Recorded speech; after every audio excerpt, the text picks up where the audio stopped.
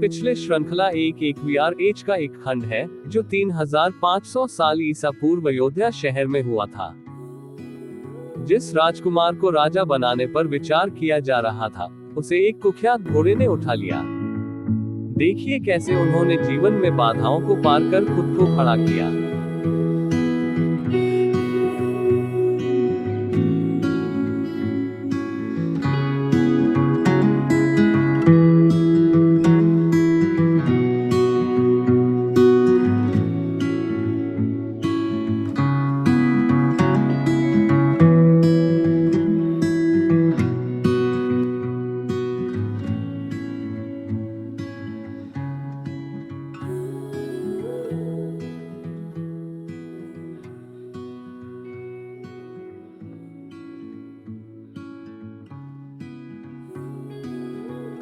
तीन 3500 साल ईसा पूर्व की प्राचीन कहानी में राजकुमार वारंग, जिसे एक घोड़े ने उठा लिया था, अपने शाही संबंध को छुपाने के लिए वारंग ने वैश्य के बेटे रूप में कटी चंद्र भट्ट के नाम से एक नई पहचान रूप में प्रस्तुत किया।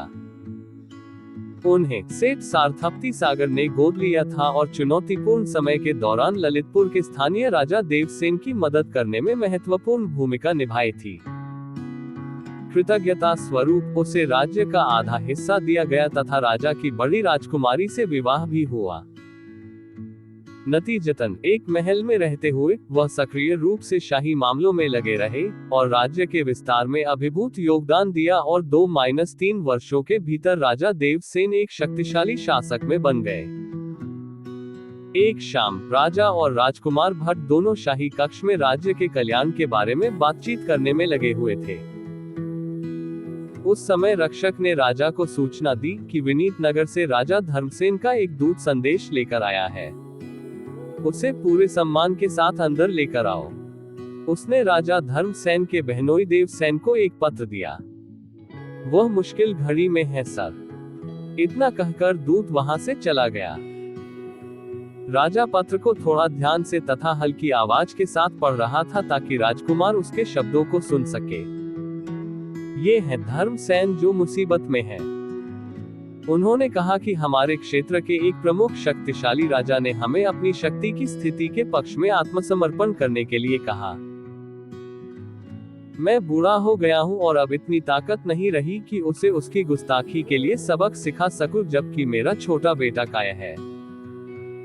आपको ये बताना दुर्भाग्यपूर्ण है कि लगभग 3 साल पहले एक साजिश के तहत मेरे बड़े बेटे वारंग को एक घोड़े ने उठा लिया था। आज तक उसका कोई पता नहीं चल सका।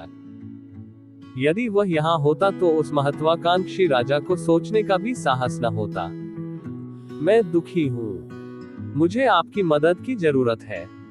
जल्दी आओ। अब देवसेन की नजर प्रिंस भट्ट पर पड़ी जो आंसुओं के साथ सिसक रहा था। राजा खुशी से चिल्लाया, तुम वरांग हो, मेरे प्रिय भांजे। यहाँ वरांग को देखकर देवसेन बहुत प्रसन्न हुए और उन्होंने बड़े स्नेह और प्रशंसा से उसका आदर सत्कार किया। ये खबर राज्य में फैल गई और सेठ उसे वरांग नामक राजकुमार के रूप में जानने के बाद बेचैन हो गया। वह उसे देखकर रोने और सिसकने लगा। देवसेन को आश्चर्य हुआ और पूछा कि तुमने अपनी पहचान क्यों छिपाई, जबकि मैं तुम्हें पहचान नहीं सका। मामा, ये बात मुझे बहुत पहले से पता थी, लेकिन मैं भीख मांगने के बजाय अपने प्रयास से ही खड़ा होना चाहता था। वारंग ने उन्हें अपना इतिहास बताया। प्रसन्न होकर देवसेन ने उन्हें मेरी दूसरी पुत्री, जो तुमसे प्रेम करती है, के विवाह का प्रस्ताव दिया।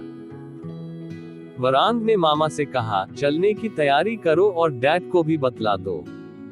मेरा सोचना है कि वह राजा ये जानकर अपनी चुनौती को तुरंत वापस ले लेगा। देवसेन ने धर्मसेन को एक पत्र लिखकर वरांग के बारे में पूरी कहानी लिखी, जिसे एक सेठ ने पाला था और उसकी शादी 2 राजकुमारियों से हो गई है। जल्द ही हम आने वाले हैं।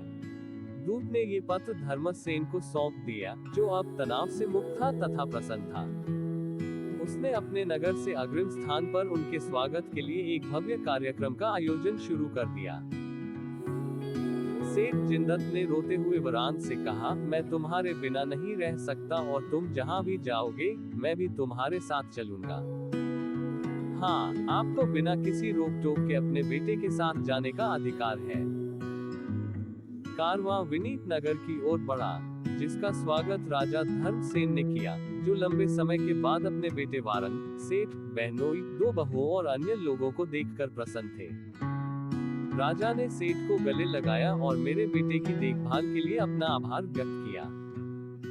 आपका भी वारन पर समान अधिकार है। स्वागत समारोह के बाद राजा धर्मसेन ने अपने पुत्र को महल की ओर प्रस्थान के लिए कहा, परंतु वारन चुनौती देने वाले राजा को पहले सबक सिखाना चाहता था। अब कोई जरूरत नहीं है, उसने पहले ही हमारे सामने आत्मसमर्पण कर दिया है। ये सब जानकर सतोली रानी और वारन को राजसत्ता से हटाने की साजिश में शामिल प्रधानमंत्री तनाव में आ गए। राज्य में पहुंचकर वारन सबसे पहले अपनी सौतेली मां से मिलने गया, जिसने क्षमा की भीख मांगी। इसके बजाय वारन ने उनके पैर छुए और कहा कि जो बीत गया है उसे भूल जाओ। इसी तरह पीएम को भी माफ कर दिया गया। वह और उसकी पत्नियां अपनी मां से मिले और उनके पैर छुए, जो उन्हें देखकर बहुत प्रसन्न हुई और उन्हें आशीर्वाद दिया।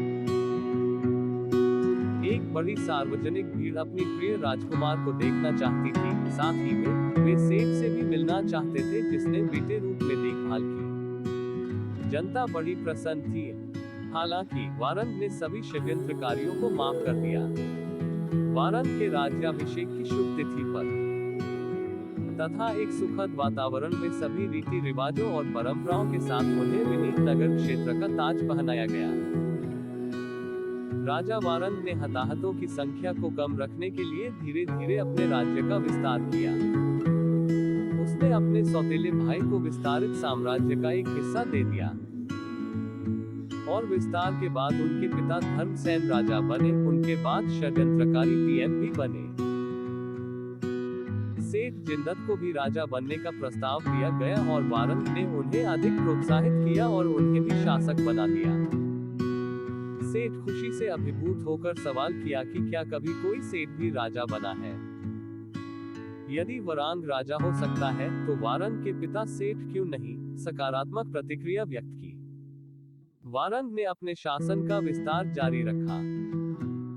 अंततः उन्होंने अयोध्या को अपनी राजधानी बनाकर पूरे विश्व पर शासन किया और एक विश्व विजेता के रूप में ख्याति अर्जित की। उसके लंबे और समृद्ध शासन के दौरान लोग काफी हद तक संतुष्ट थे, इसलिए उन्हें संपूर्ण पृथ्वी का सम्राट कहा जाता था। काफी राज्य करने के पश्चात वारन अब स्थायी खुशी के हेतु स्वरूप तपस्या करने का फैसला किया, जिससे मोक्षा की प्राप्ति हो। उन्होंने 1000 राजाओं के साथ अपने पिता व सेठ पिता के साथ तपस्या में लीन हुए। तपस्या इतनी तीव्र थी कि वारन और कुछ अन्य राजागणों ने थोड़े ही समय में मोक्ष प्राप्त कर लिया। राजा वारन कुछ चुनिंदा राजाओं में से एक विश्व विजेता सम्राट के रूप विख्यात हुए, जिन्होंने बिना किसी हानि के युद्ध के बगैर पूरी पृथ्वी पर शासन किया। अधिकांश लोग संतुष्ट थे। वर्तमान में विश्व नेताओं का टेस्ट होना शेष है और उनको अब जानना होगा कि इस विश्व को कैसे खुशहाल बनाया जाए ताकि सब खुशहाली जिंदगी व्यतीत कर सके।